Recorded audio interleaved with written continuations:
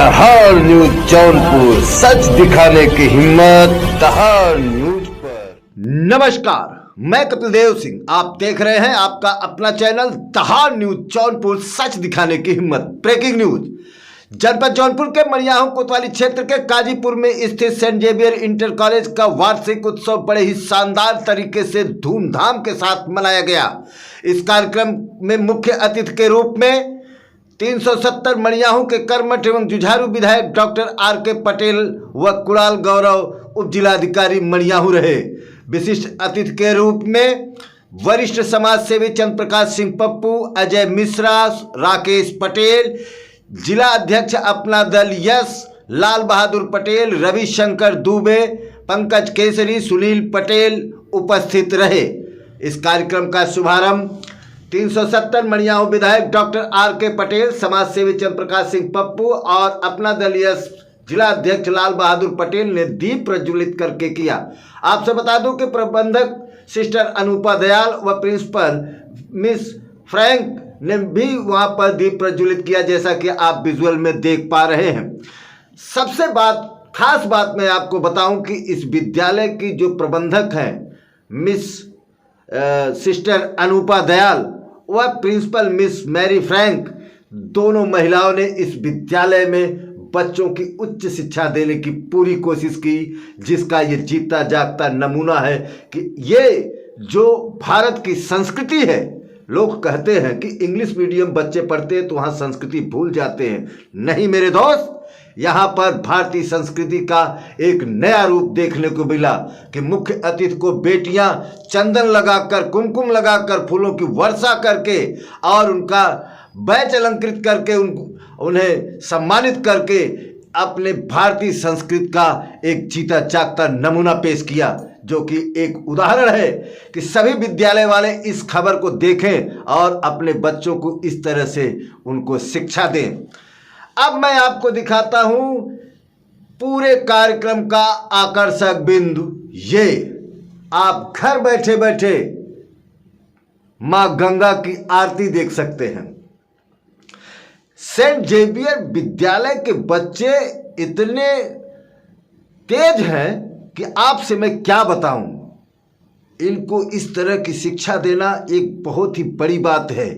Saint Xavier inter college, यहाँ पर आप देख रहे हैं कि बच्चे माँ गंगा की आरती कर रहे हैं।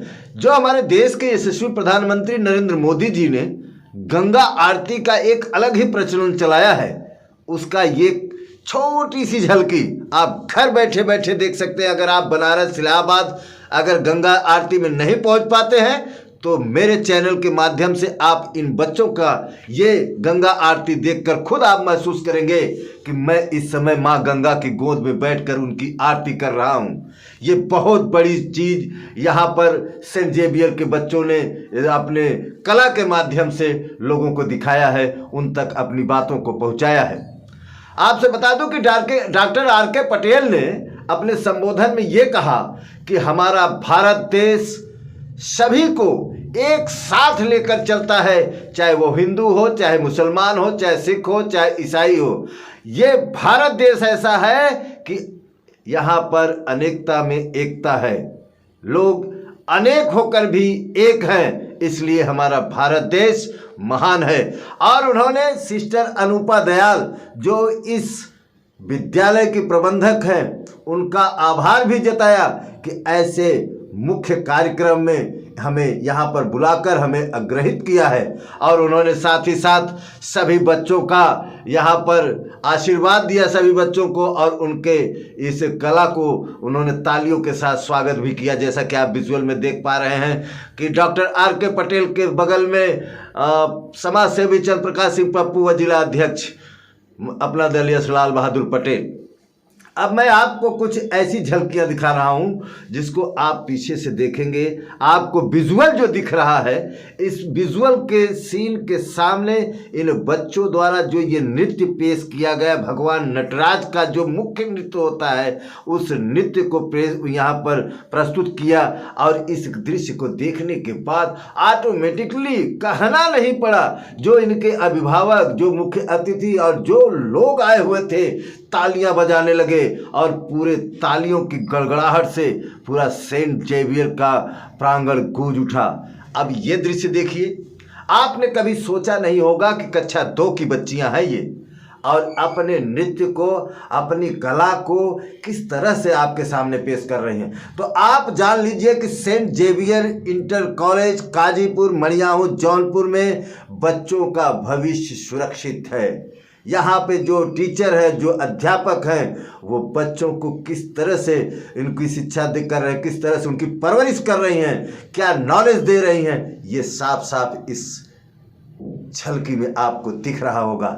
अब मैं आपको एक और चीज़ दिखाता हूँ। देखिए, लोग कहते हैं कि कुछ ऐसा करो कि लोगों के दिमाग में कुछ धंस जाए, और सेंट जेवियर के बच्चे यहाँ पर अपने कला नृत्य के माध्यम से लोगों तक ये संदेश पहुँचाने की कोशिश कर रहे हैं कि हरे पेड़ को मत काटो, हरे पेड़ को मत काटो, जितना हो सके हरा पेड़ लगाओ। इसमें उन्होंने दिखाया कि किस तरीके से हरे पेड़ को काटने से ऑक्सीजन की कमी हो जाती है, बच्चे नली लगाकर चलते हैं, लोग मरते हैं। लास्ट में आकर एक लड़का वहाँ पर एक हरा पेड़ लगाता है तो सारे लोग मिलकर हरा पेड़ लगाते हैं। तो ये बहुत बड़ी सीख दिया उन्होंने।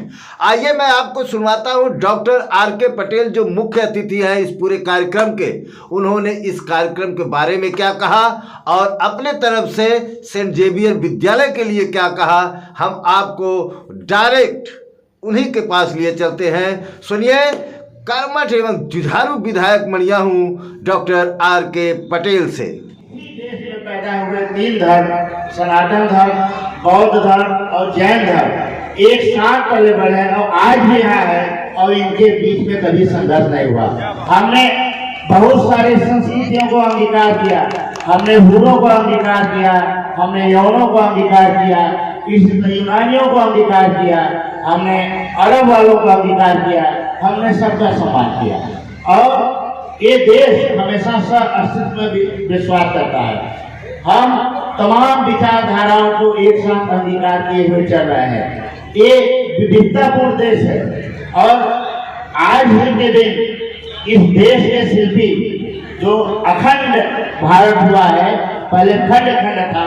हम लोग यहाँ बैठे हैं, हो सकता है कमांडेंट साहब को वीजा लेके आना पड़ता, और आज सरदार पटेल का जो परिनिर्वाण दिवस है, मैं उन्हें इस मंच के माध्यम से बधाई और धन्यवाद देना चाहता हूँ, अपनी श्रद्धांजलि अर्पित करना चाहता हूँ, जिनके वजह से हम एक हैं और बिना पासपोर्ट और वीजा के इतने बड़े देश में चलते हैं।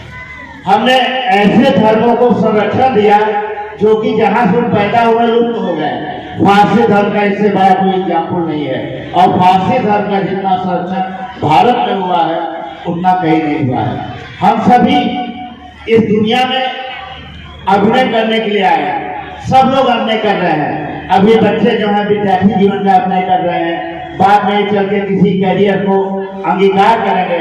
जैसे कमांडेंट साहब बैठे हुए हैं, ये अपने जीवन का बेहतरीन अभिनय कर रहे हैं। मैं डॉक्टर के रूप में भी बहुत दिनों का अभिनय किया, अब मैं विधायक के रूप में भी अभिनय कर रहा हूँ। लेकिन जरूरत यह है, जो असाइनमेंट हमें मिला है उसे हम ईमानदारी से निभाएं। अगर हम ऐसा करते हैं तो ये देश पुनः अपना वो गौरव प्राप्त करेगा जो आज 2 से 2,500 साल पहले था। हम सबको पता होना चाहिए, जब तक्षशिला और नालंदा में हम लोग दुनिया भर के विद्यार्थियों को पढ़ा रहे थे, सबको शिक्षा दे रहे थे, तो दुनिया एक बंजारा का जीवन जी रही थी। दुनिया का सबसे प्राचीन पश्चिम का विश्वविद्यालय कैम्ब्रिज यूनिवर्सिटी भी 1200 साल पुरानी नहीं है, और हमारा नालंदा और तक्षशिला विश्वविद्यालय 2 से 2,500 साल पुराने हैं।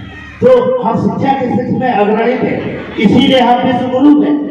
हम सबको ये भी पता है कि वास्को डी गामा ने भारत की खोज की थी।